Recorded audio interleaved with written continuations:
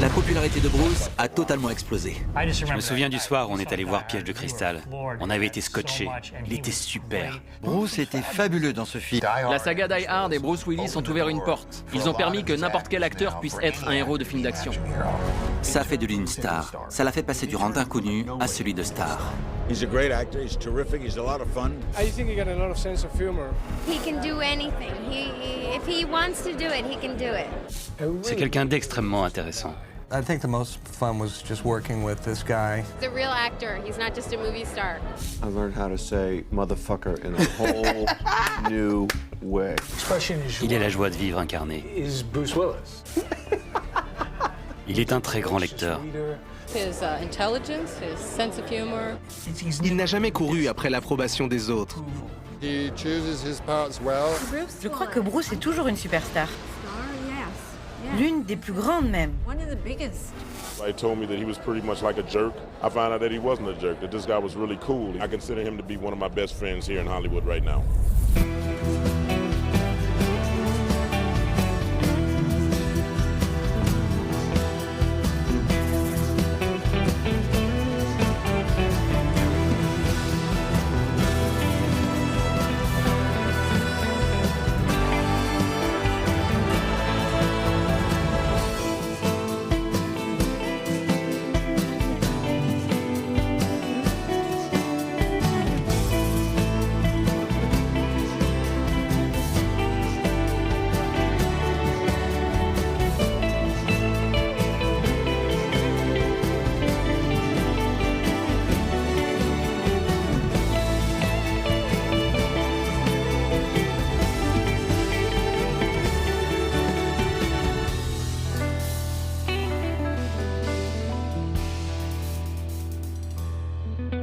Bruce Willis est sans conteste l'une des plus grandes stars hollywoodiennes.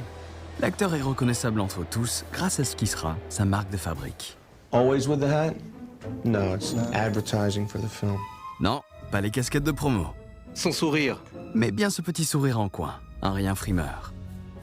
J'adore son petit sourire. Ce petit sourire en coin qu'il a toujours, comme s'il avait un secret et qu'il n'avait aucune intention de vous le dire. Depuis ses débuts dans la peau de David Addison dans la série Clair de Lune, qui va faire de lui une star de la télévision, jusqu'à son rôle de John McClane dans Die Hard ou de Butch dans Pulp Fiction, la carrière de Bruce Willis s'étend sur plus de 40 ans et compte plus d'une centaine de films. Ses rôles inoubliables et son talent ont fait de lui l'une des plus grandes stars de cinéma. Jouant souvent un héros ordinaire, attachant et sarcastique, il a imposé son style entre blockbuster et film d'auteur. En 2022, rattrapé par une maladie dégénérative, Bruce Willis a dû mettre fin à sa carrière, aux grandes dames de ses fans, laissant derrière lui l'empreinte phénoménale d'un géant. Alors pour comprendre l'influence qu'a eu Bruce Willis sur le cinéma, il nous faut revenir en arrière et marcher dans les traces d'un barman, fan de musique et jeune acteur ambitieux, à l'aube d'une formidable carrière. Bruce Willis, né Walter Bruce Willison, va naître sur une base militaire américaine en Allemagne, proche de la ville d'Idar Oberstein. Mais il va grandir en Amérique, dans le New Jersey. Très vite, on le surnomme Bruno. Et Bruno est passionné par deux choses, la musique et la scène. Son rêve, c'était Broadway et Hollywood. Il fait des études de comédie à l'université de Montclair. Mais les bancs de la fac n'étaient pas pour lui. Il plaque les cours direction de New York pour vivre son rêve.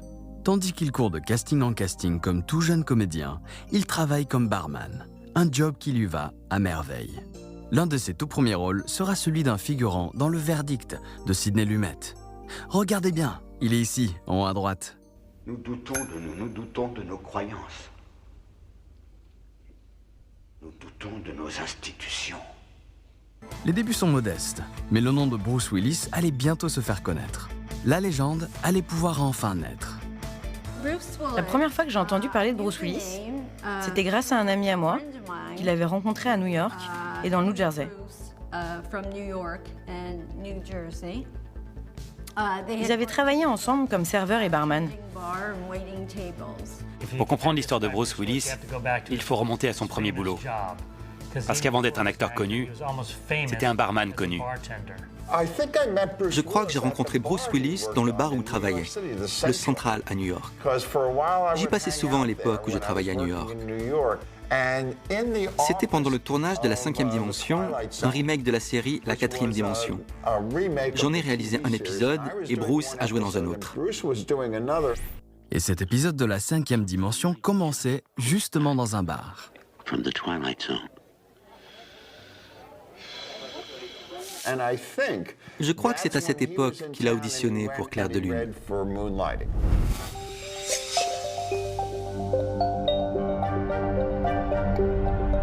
Bruce Willis va donc faire ses grands débuts dans la série télévisée Clair de Lune, une comédie romantique qui suit les aventures de David Addison et de Maddie Hayes et leurs enquêtes. Une série qu'on a pu découvrir en France sur M6 en 1987 et dans laquelle Bruce va se forger un nom.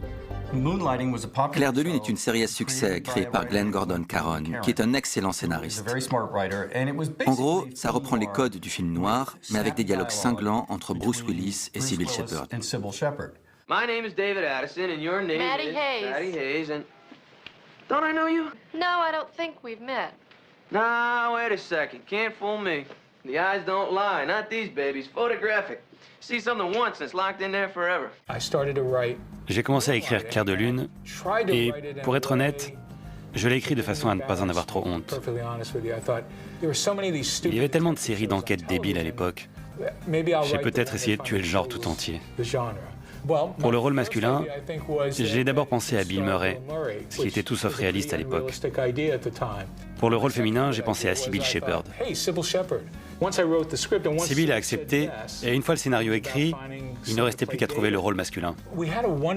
Notre directeur de casting était fantastique. C'était Reuben Cannon. Il a fait des auditions à New York, à Los Angeles, Chicago, Boston. Et je dirais qu'il a rencontré au moins 3000 personnes. La seule personne qui m'a plu, la seule personne que j'ai présentée à la chaîne, c'était Bruce Willis. J'ai fait auditionner 11 fois, ils l'ont refusé 10 fois. Mais j'étais persuadé que c'était Bruce qu'il nous fallait. On les a eus à l'usure. D'un côté, on a une femme libérée, et de l'autre côté, on a David Addison, qui franchement n'est pas un homme libéré. Mais dès le début, on sent que le courant passe très bien entre les deux. Et je pense que c'est grâce à cette complicité que Clair de Lune a eu autant de succès. C'est ainsi qu'est né Clair de Lune, avec ce générique et ce morceau mythique d'Al Jarreau. Les spectateurs allaient découvrir les aventures de David Addison et de Maddie Hayes. Ce que je trouve très intéressant,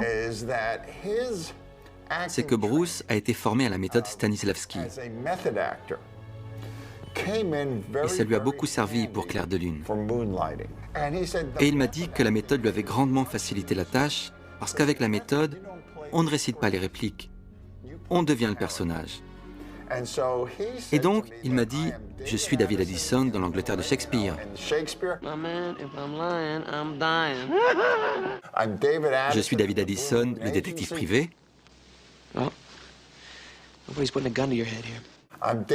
Je suis David Addison en prison.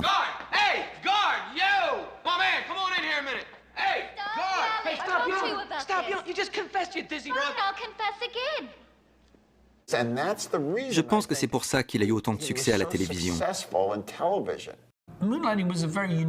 Clair de Lune est une série vraiment unique.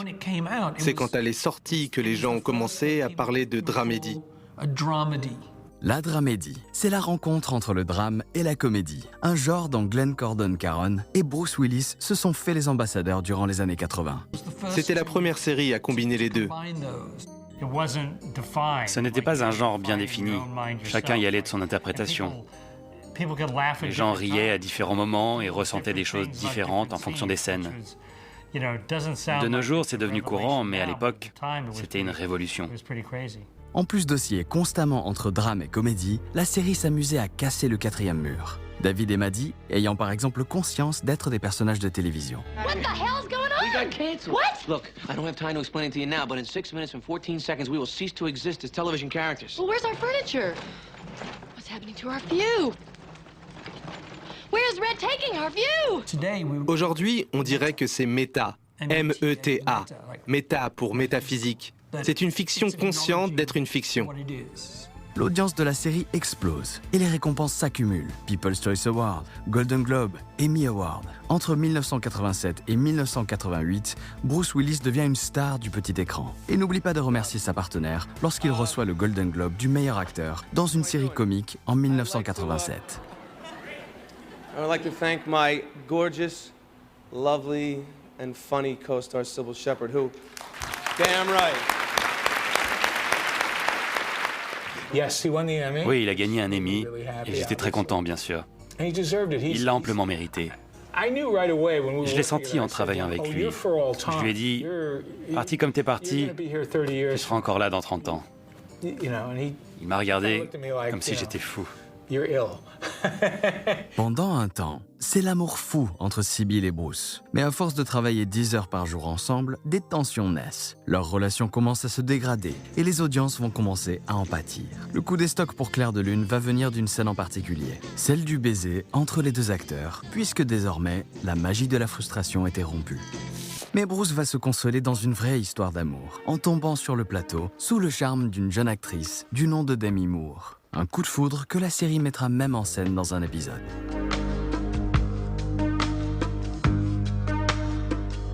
Ils forment rapidement le couple phare d'Hollywood et le resteront pendant près de 10 ans.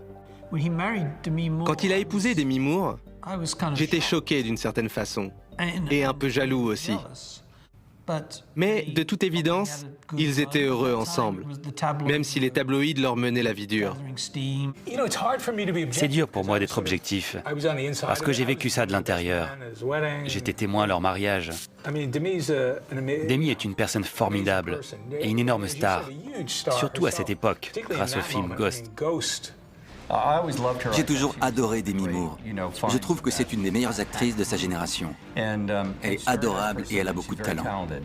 Mais comme tous les mariages à Hollywood, le leur n'a pas duré très longtemps. Pourtant, ils s'entendaient tellement bien à l'époque. Les deux stars forment désormais l'un des couples préférés de l'Amérique. Et ils n'hésitent pas à se mettre en scène sur les plateaux de télévision les plus regardés de l'époque. Comme ici chez David Letterman, où ils incarnent le rêve américain.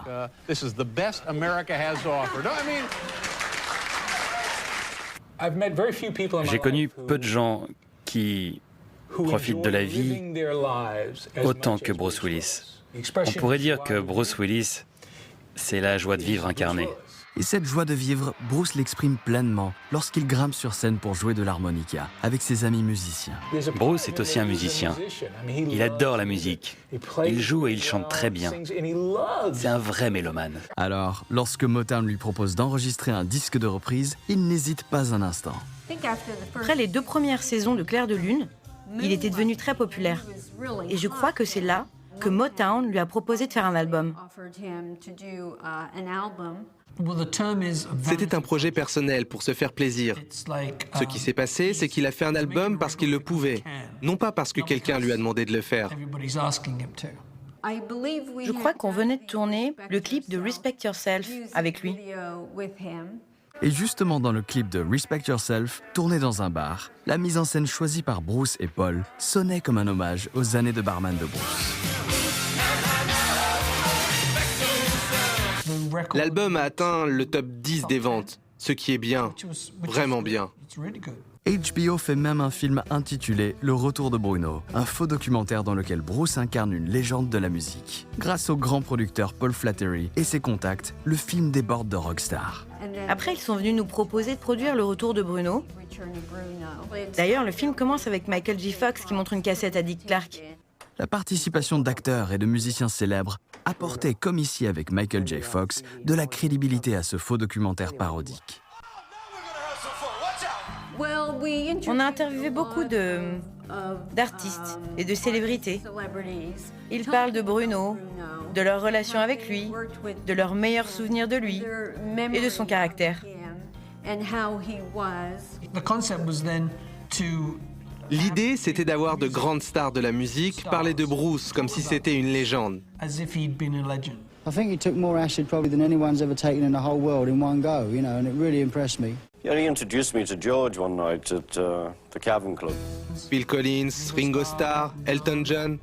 Après ça, ils étaient tous partants. J'ai conservé une critique du film que j'ai lue dans un journal anglais. Ils ont cru que c'était un vrai documentaire qui parlait vraiment de la carrière de Bruce Willis avant qu'il ne devienne star de la télé.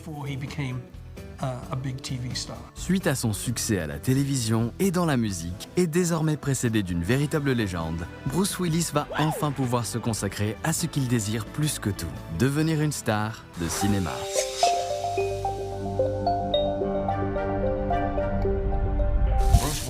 Bruce était très populaire, à tel point qu'il a eu des contrats publicitaires. Il a enchaîné les films, d'abord Boire et déboire. C'est plus une comédie romantique, mais le film n'a pas bien marché. In fact, my evening was so entertaining, so exhilarating, so stimulating, such an utterly unforgettable experience that if I weren't already behind bars, I'd be committing a murder right now. Yours! Il a fait un autre film avec Blake Edwards, qui est un grand réalisateur. Le film est intitulé Meurtre à Hollywood, et Bruce incarne Tom Mix, un personnage qui a vraiment existé. C'est une star de cinéma muet habituée au rôle de cow-boy. Un duo inhabituel, peut-être un peu trop parce que personne n'est allé voir ce film. Je pense que tout le monde s'est dit, il ne fera plus de films, il restera à la télé. Mais un jour, il m'a dit, je vais faire un autre film. J'ai demandé lequel. Il m'a dit Piège de cristal. Je lui ai dit c'est pas une bonne idée, fais pas ça. Et j'ai insisté parce que j'avais entendu parler de Piège de cristal et pour moi, c'était un film pour Arnold Schwarzenegger ou pour Sylvester Stallone. Je crois qu'ils ont proposé à Richard Gere à un moment. Beaucoup d'acteurs avaient refusé le rôle. Je me suis dit que c'était mauvais signe, donc je lui ai conseillé de refuser. Pour moi, Bruce n'est pas un acteur comme eux. Il est très différent. Je lui ai dit, ils vont se moquer de toi. Il m'a dit, je m'en fous, je veux faire un autre film. Je me suis bien planté. Avec Die Hard, Bruce ne laisse pas passer sa chance et prouve que l'action ne lui fait pas peur. Car jusque-là, les films d'action étaient réservés aux stars musculeuses et baraquées de Venice Beach, qui jouaient souvent plus du biceps que de l'humour. Pilote et interprète qualifié.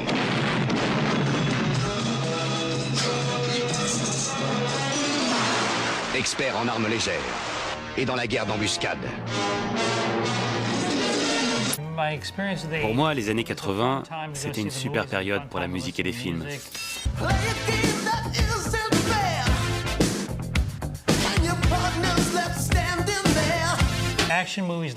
Les films d'action étaient à l'image des acteurs d'action.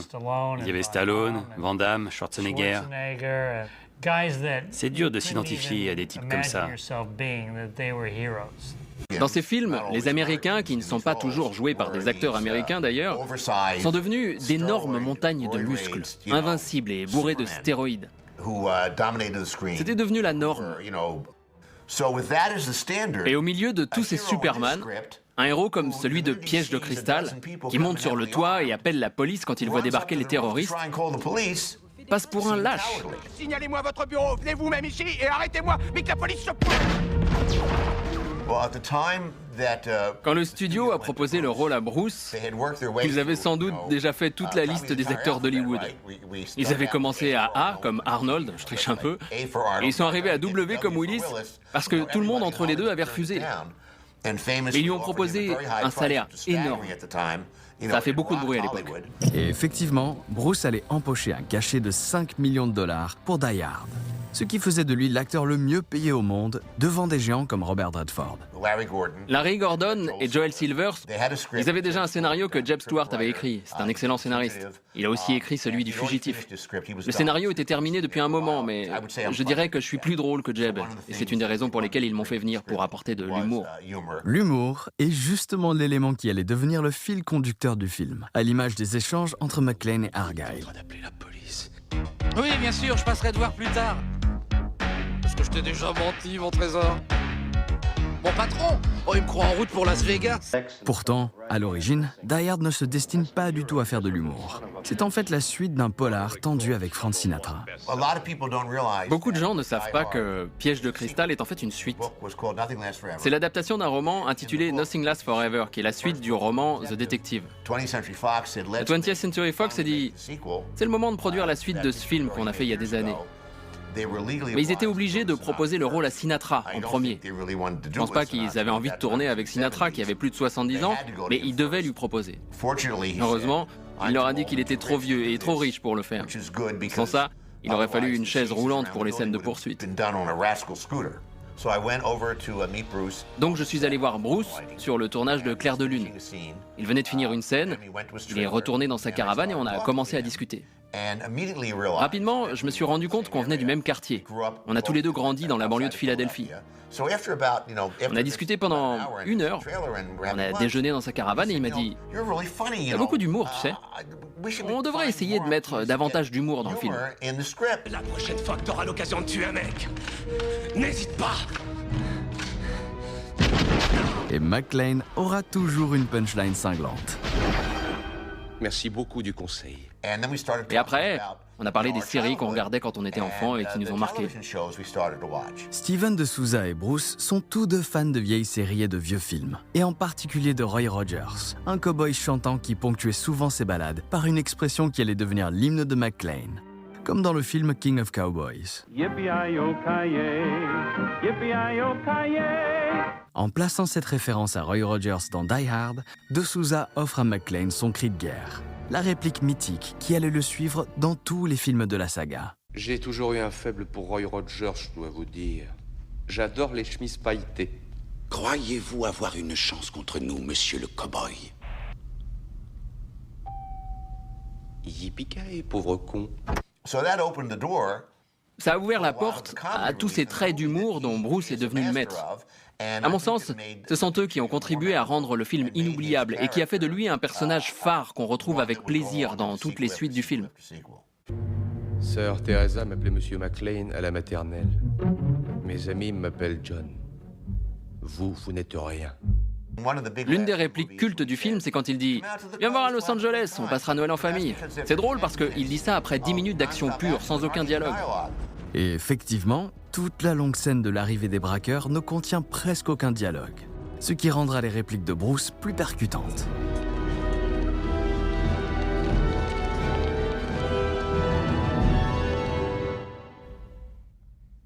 Viens me voir à Los Angeles, on passera Noël en famille, on fera la fête. Le bâtiment qu'ils ont choisi était iconique dans le milieu du cinéma à Los Angeles. Alors ça a fait sensation. Dans Die Hard, le bâtiment est clairement présenté comme un personnage à part entière du film. C'était pas une mince affaire, parce qu'on occupait les 3 derniers étages et le toit. Le problème, c'était les fenêtres, parce que quand on filmait les scènes de jour, la lumière extérieure qui entrait par toutes ces ouvertures surexposait la scène. Alors, on a dû retirer les vitres d'origine et les remplacer par des vitres teintées afin d'équilibrer l'apport de lumière pendant les scènes de jour. Et pour les scènes nocturnes, on remettait des vitres transparentes une fois la nuit tombée. Les fenêtres des 3 étages ont donc été changées des centaines de fois. L'important, c'était qu'on puisse se rendre compte à tout moment qu'on était à 43 étages au-dessus du sol. Il fallait qu'on soit complètement immergé au cœur de la ville. Quand tout explose et que les fenêtres volent en éclats, c'est un vrai bâtiment et de vraies vitres qui éclatent. Tout l'étage explose et on l'a filmé à 360 degrés. Alors il y avait beaucoup de caméras, bien sûr. Les occupants de l'immeuble étaient effarés. C'étaient tous des avocats et ils étaient fous, ils hurlaient dans tous les sens. On les avait prévenus qu'il y allait avoir un peu de bruit, mais on ne leur avait pas dit qu'il y aurait une énorme explosion et que ça ferait un boucan aussi impressionnant.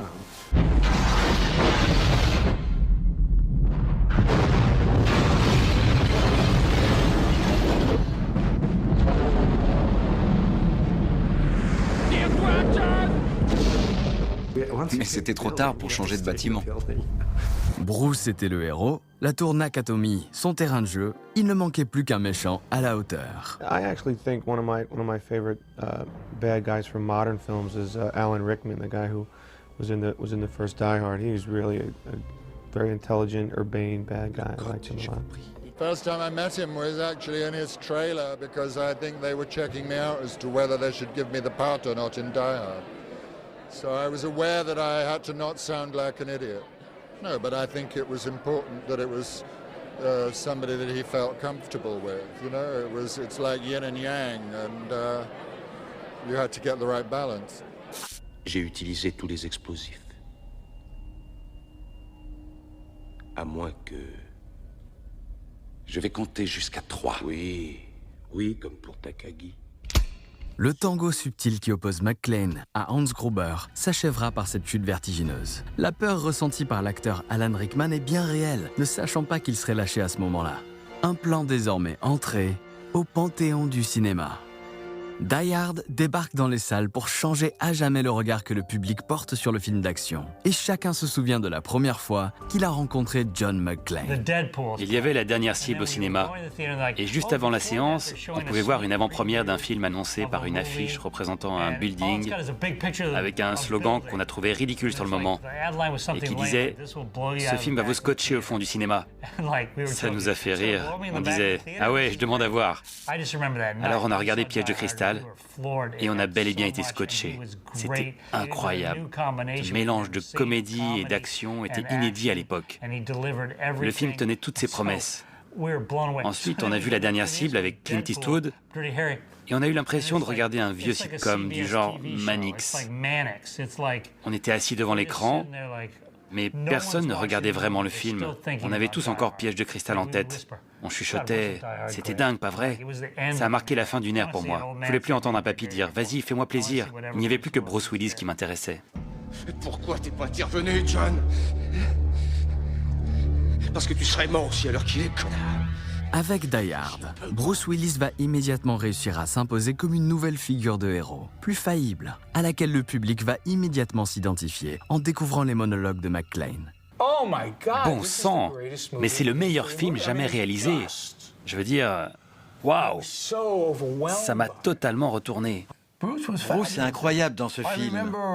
Je me souviens qu'un critique de Channel 7 a donné à Piège de cristal la note de -2 sur 10. Il n'avait rien compris.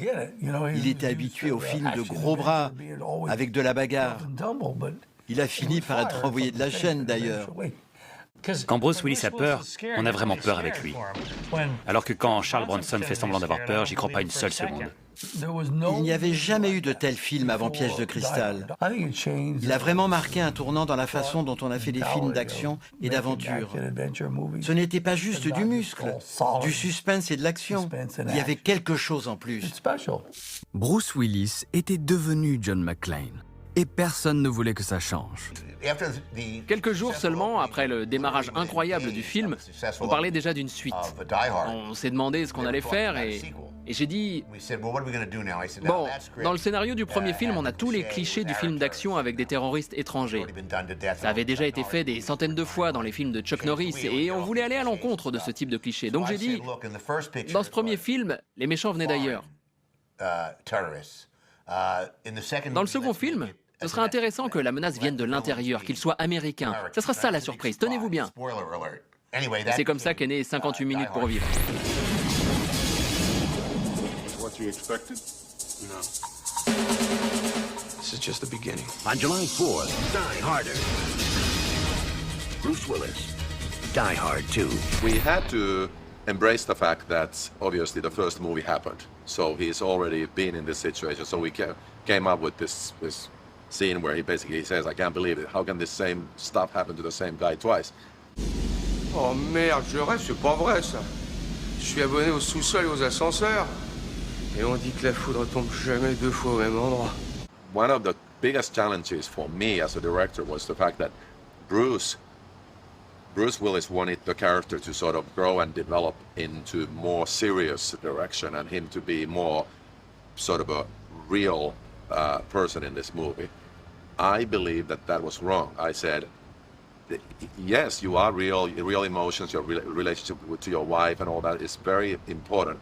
But what people love about your character is your kind of a dry, cynical, self-depreciating sense of humor. And we have to put that in. Dites, je peux vous poser une question? Comment vous avez fait pour pas être réformé à la visite médicale? Vous avez envoyé un singe à votre place? Espèce d'enfoiré. He was like, oh, that's so silly, I wouldn't do it. People are hijacked in the plane, people are dying. There's no time for that kind of stuff. I'm like, yeah, in real life there wouldn't, but this is Die Hard. C'est pas la Saint-Jean, mais ça fait rien. He was a big star. I was a 30-year-old director making my first Hollywood movies. And I think he was a professional. Was he the easiest person in the world to work with?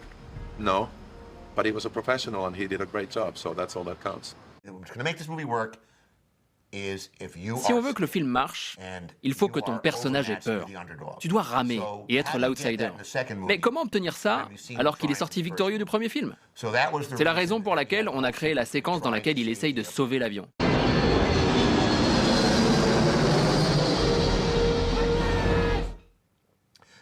Ça lui permet de vivre un échec.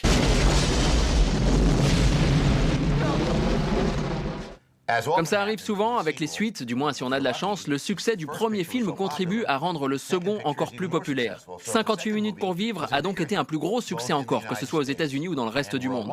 2 tournages dans la peau de John McClane plus tard, Bruce veut changer son image. Après le désastre critique du film Le bûcher des vanités de Brian De Palma, il compte bien s'essayer à la comédie grâce à un film qui lui tient à cœur, Hudson Hawk. Alors que Bruce veut changer de registre, Michael Lehman et Daniel Waters vont justement lui offrir un rôle sur mesure. Ou presque. Avec Daniel Waters, on trouvait que le genre commençait à s'essouffler. On s'en lassait un peu. Et Joel Silver, qui était le roi des films d'action, est venu me trouver pour me dire « J'ai adoré Fatal Games, je veux que tu réalises mon prochain film. » Je lui ai demandé ce qu'il avait en stock. Et il m'a répondu « Hudson Hawk, un film avec Bruce Willis. » J'aimais bien Bruce Willis, il était doué pour l'humour. Il faisait déjà de la comédie et je le trouvais très drôle, en plus d'être une grande star. Donc j'ai dit, d'accord, laisse-moi y jeter un œil. J'ai lu le scénario qui avait été écrit par Steven de Souza, mais je l'ai trouvé plutôt ordinaire. Alors il a engagé le scénariste de Fatal Game. J'ai demandé à Daniel Waters si on pouvait modifier radicalement le concept du film. Daniel avait déjà travaillé avec Joel à la réécriture de Demolition Man et des aventures de Ford Fairlane. Il baignait déjà dans cet univers et écrivait des choses hilarantes. Et Daniel Waters allait donc créer un personnage loufoque et un film totalement décalé avec des scènes pour le moins surréalistes. Il manquait plus que ce sale caisse. Buddy. Papa.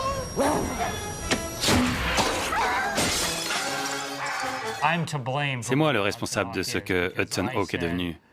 J'ai dit, emmenons ce projet dans une autre direction.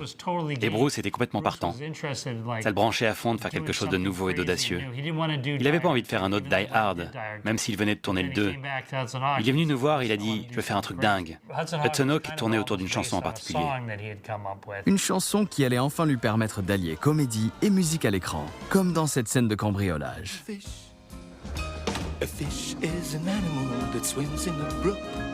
He can't write his name or read a book. C'est peut-être prétentieux de dire ça maintenant, mais c'était un projet très postmoderne, dans le sens où on a pris les conventions du genre et plutôt que de les suivre à la lettre, on a décidé de les revisiter complètement et d'adopter un point de vue extérieur. On a pensé que ça plairait aux spectateurs.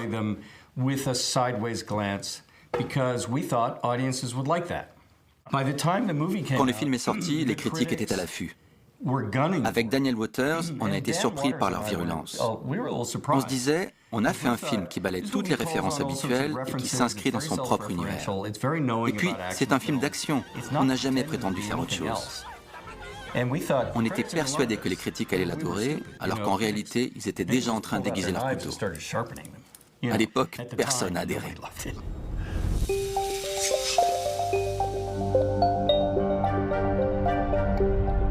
Malgré l'échec cuisant d'Hudson Hawk, tant critique que commercial, Bruce Willis reste l'acteur le mieux payé d'Hollywood, l'égal des grandes stars de films d'action comme Stallone ou Schwarzenegger. Et c'est avec eux qu'il va se lancer dans l'aventure Planet Hollywood. Ce concept, sorte de Hard Rock Café version cinéma, va exploser et des dizaines de lieux vont ouvrir à travers le monde, tandis que Willis, accompagné d'autres stars, en assure la promotion. Pourtant, Bruce Willis trouve son nouveau statut de superstar de film d'action réducteur et veut prouver au monde l'ampleur de sa palette d'acteurs. Dans la première moitié des années 90, il va donc s'essayer à des genres différents, alternant entre drame et comédie, comme avec La mort vous va si bien de Robert Zemeckis ou The Player de Robert Altman. Mais ces films sont des échecs. Avec Tony Scott et Le Dernier Samaritain, il essaie d'allier action et comédie avec ce body movie sur fond de vengeance. Touche-moi encore, je te tue. Ce type est fou. C'est bon, mon pote. Je suis peut-être pas le meilleur, mais 2 essais réussis, c'est pas mal. Bruce propose ici une interprétation plus sombre, en rupture avec ses derniers personnages. Celle d'un homme dépassé, désabusé et brisé, embarqué malgré lui dans une affaire où se mêlent meurtre, politique et football américain. Le rôle lui va comme un gant. Et Willis distille certaines de ses punchlines les plus cinglantes, comme dans cette scène. Alors ma femme est grosse. Elle est si grosse que j'ai dû la rouler dans la farine pour savoir où elle mouillait. Elle a tant de cellulite, tu lui tapes sur les cuisses et tu fais du surf. Elle est pas si grosse que ça, mais pour la prendre en photo, j'ai dû louer un avion.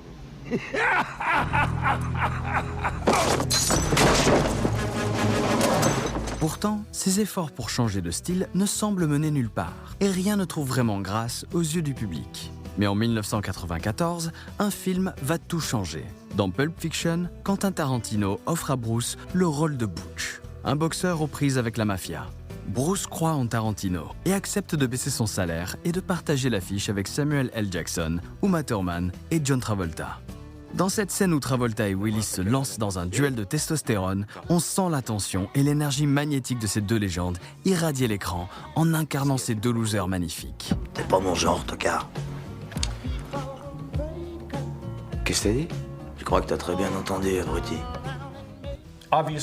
Quand on sort des sentiers battus, comme Quentin Tarantino l'a fait, on va au-devant du succès. D'abord parce qu'il est intelligent, ensuite parce qu'il est drôle, et surtout parce que les gens en avaient assez des films ordinaires et qu'ils étaient prêts à voir quelque chose de différent. Le public en avait marre. Il avait envie d'autre chose. Il est sensationnel dans Pulp Fiction. Quand il travaille avec quelqu'un qui a une idée forte, qui sait où il va, et que Bruce le suit les yeux fermés, le résultat est bluffant. Et c'est en particulier cette scène qui va rendre Bruce plus badass que jamais, tandis que son personnage trucide des violeurs dans une vengeance faite de rage et de sang.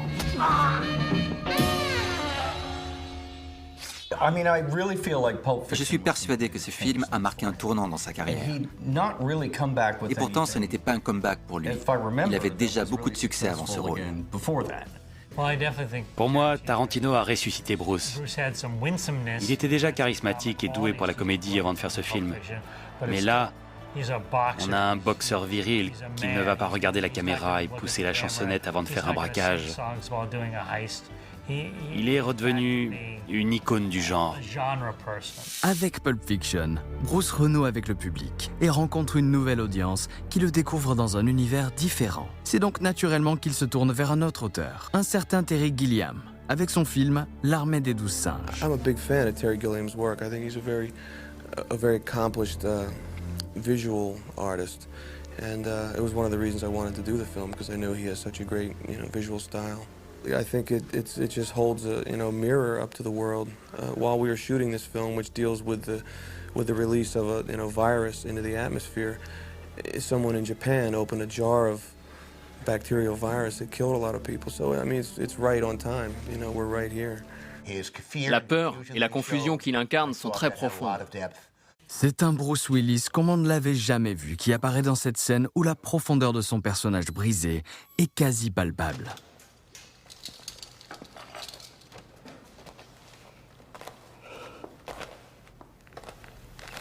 Monsieur Cole? Deals with the boundaries of psychosis, and when you walk into that world, it's not like the world we know. It's not like the world of reality. What appears to be real is most of the time not real, and what appears to be unreal is what reality is. So it's a very disturbing place to be. It was fun to play a different character. I get bored playing the same thing all the time, so I always try and find things that are a little different. Et ce rôle différent qu'il interprète trouve tout son sens dans cette séquence nihiliste qui reprend la fin de La Jetée de Chris Marker, où le personnage de Bruce Willis comprend que c'est à sa propre mort qu'il assistait en rêve, comme une métaphore de sa propre recherche d'identité et de reconnaissance artistique. En 1995, John McTiernan revient aux commandes avec Die Hard 3 et va propulser Bruce Willis non plus à Los Angeles, mais dans les rues bondées de New York, qui va devenir le terrain de jeu où un terroriste qui fait tout sauter va pousser McClane à prendre un acolyte, incarné par Samuel L. Jackson. On prend le frais, c'est ça? Je ne voudrais pas me mêler de ce qui ne me regarde pas, mais un blanc circulant en plein Harlem avec une pancarte sur laquelle est écrit « Je hais les nègres », soit il a un grave problème personnel à résoudre, soit il a quelques cases en moins. Je crois que son expérience dans Le Dernier Samaritain a beaucoup influencé le 3e volet de Die Hard. Et les enfants, John? Signalé. Vous avez parlé à Holly? D'ailleurs, on l'y retrouve divorcé et ivre. La maestria de McTiernan va s'imposer dans cette course-poursuite à travers la ville. Et le duo Willis-Jackson fonctionne parfaitement lors de leurs échanges. La 9e avenue, c'est pas la peine de hurler comme ça, je sais ce que je fais. De lui-même, c'est même pas ce que tu fais. Tous ces éléments feront du film un succès et vont imposer un peu plus Willis en action star, taillé pour les grandes productions. Bon voyage, espèce d'enfoiré. La fin des années 90 voit Bruce Willis se détacher des réalisateurs-auteurs et renouer avec le succès de masse. Avec des rôles dans de grosses productions, comme Le 5e élément de Luc Besson, ou encore Armageddon de Michael Bay, un blockbuster titanesque mis sur pied par Jerry Bruckheimer. Yeah, they're fun to do. It's like working on a big cartoon. Un gros cartoon à 140 millions de dollars qui sera un gros carton au box-office et qui va iconiser un peu plus Willis, comme dans ce final cataclysmique. It's always more interesting to work in character-driven films. I've done a lot of films that are, you know, plot-driven, big save-the-world kind of films, and I think I may have done a few too many of those. And if you do anything that too much, it gets to be less than interesting. Lassé de sauver buildings, aéroports, villes et planètes, Willis va se tourner vers un jeune auteur du nom de M. Night Shyamalan. Auprès de lui, Bruce Willis se laisse guider dans 2 très grands films. Le premier, Sixième Sens, sort en 1999. Il y partage l'affiche avec le tout jeune Ali Joel Osman, qui va rendre cette scène culte.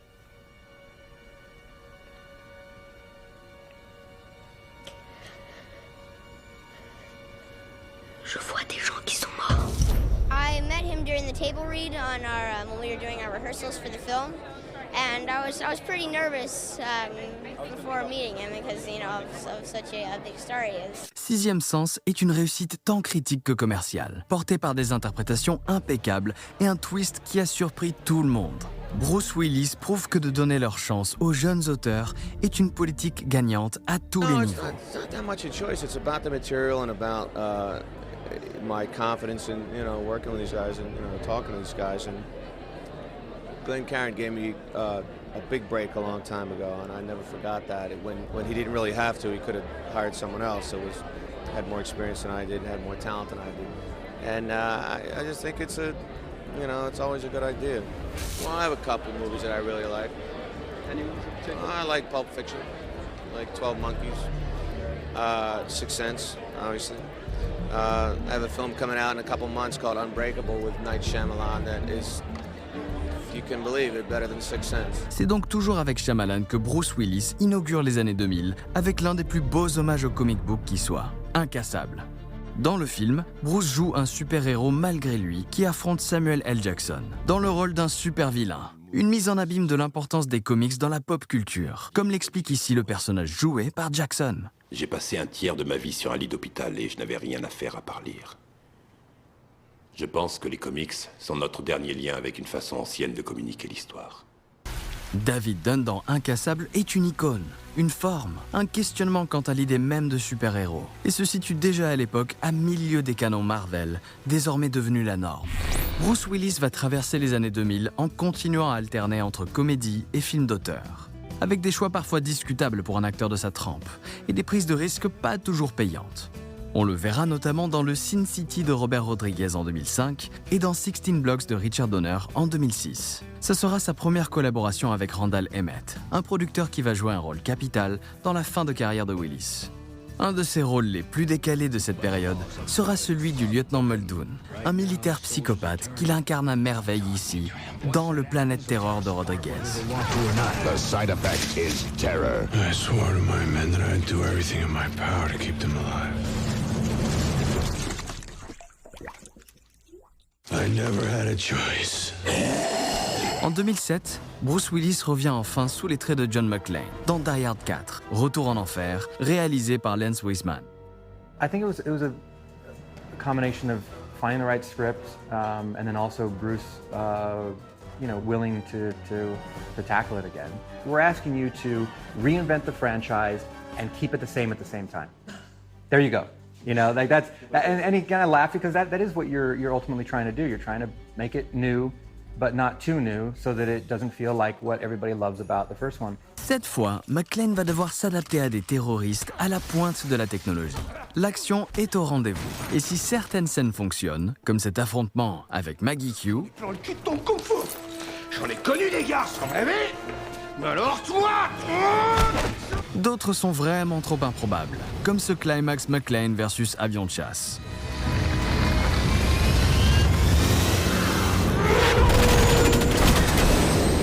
Reste néanmoins la joie de retrouver un Willis à son prime, qui sait toujours incarner parfaitement son alter ego dans un film intense et généreux qui a su propulser son héros dans l'ère post-11 septembre. Je voulais dire, c'était... Vous venez de flinguer un hélicoptère avec une voiture. J'avais plus de balles. Après Die Hard, Willis va enchaîner les films d'action plus ou moins bons et participer à l'aventure Expendables, dans un dernier barreau d'honneur assumé, s'imposant aux côtés de Sly et Schwarzy comme une figure incontournable du cinéma d'action, à l'image de cette scène fantasmée depuis 30 ans par tous les fans, qui réunit les trois héros à l'écran.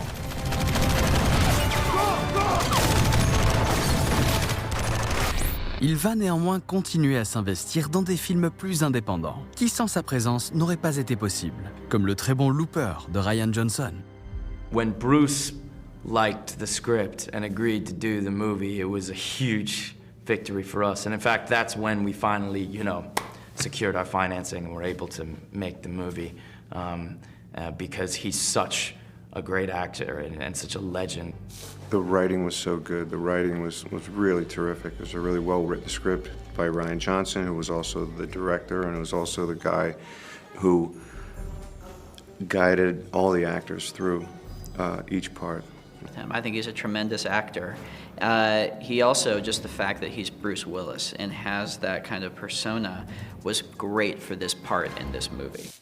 Cette alchimie entre les deux acteurs est particulièrement visible dans cette scène, dans laquelle le même personnage se rencontre à deux époques différentes.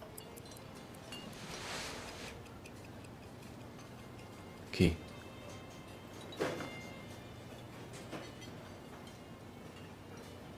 Celle qui te sauvera la vie. En 2013, Willis va une dernière fois incarner McClane et clore ainsi la saga qui a fait de lui la star de film d'action qu'il est devenu. Mais ce dernier opus s'avère sans âme et sans réelles intentions cinématographiques, réduisant la dernière aventure de McClane à des vacances en Russie et à des scènes d'action qui transforment notre héros ordinaire en super-héros sans saveur.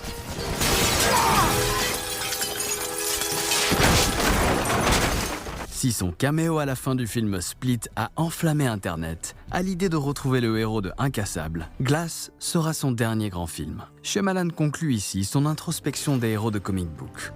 Willis retrouve donc James McAvoy et Samuel L. Jackson dans un hôpital psychiatrique, le lieu idéal pour Shyamalan pour une nouvelle fois jouer avec les codes de la mythologie des super-héros de façon décalée.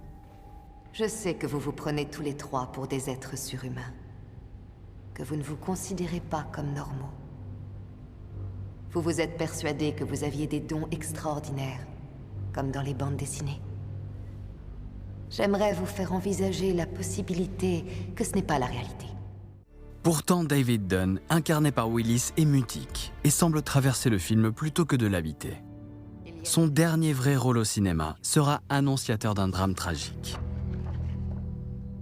Car la quasi-totalité des films qu'il tourne ensuite seront des direct-to-video, et la plupart sont produits par Randall Emmett via la société IFO.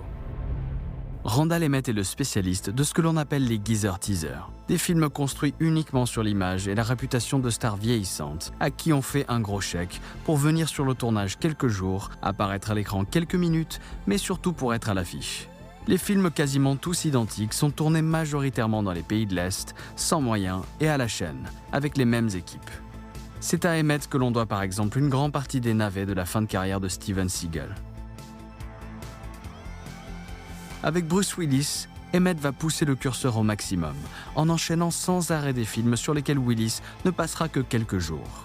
De 2020 à 2023, Bruce Willis est ainsi à l'affiche de 23 films, du jamais vu auparavant. Mais cette frénésie de sortie en VOD cache un lourd secret pour la star. Depuis des années, Bruce Willis se battait contre une maladie dégénérative, qui s'est avérée être une démence frontotemporale. Cette condition peu à peu va l'empêcher de faire son travail d'acteur, en le privant de plus en plus de louis et en l'empêchant de retenir son texte. Ce grand secret était pourtant connu à Hollywood. Emmett Randall le savait, et Bruce Willis l'a d'ailleurs ensuite accusé d'avoir tiré parti de la situation pour le faire tourner dans ses films. Que cela soit parce qu'il a été abusé, par envie de mettre les siens financièrement à l'abri, ou simplement par envie de continuer à jouer jusqu'à la fin, Willis n'a cessé de tourner les mêmes scènes, jouant quasiment toujours le même rôle, jusqu'à la dernière scène de son dernier film, Assassin. Lui qui avait pourtant passé sa vie à rechercher la diversité. Sa maladie devenant de plus en plus grave, il annoncera finalement sa retraite officielle en 2022, à l'âge de 67 ans. I'm just really fortunate. I never thought I was going to be doing action films. I always thought I was just going to be doing like comedies or something. I had some plan, but I never thought I was going to be this. It was never going to be getting to do what you want and getting to work with great people.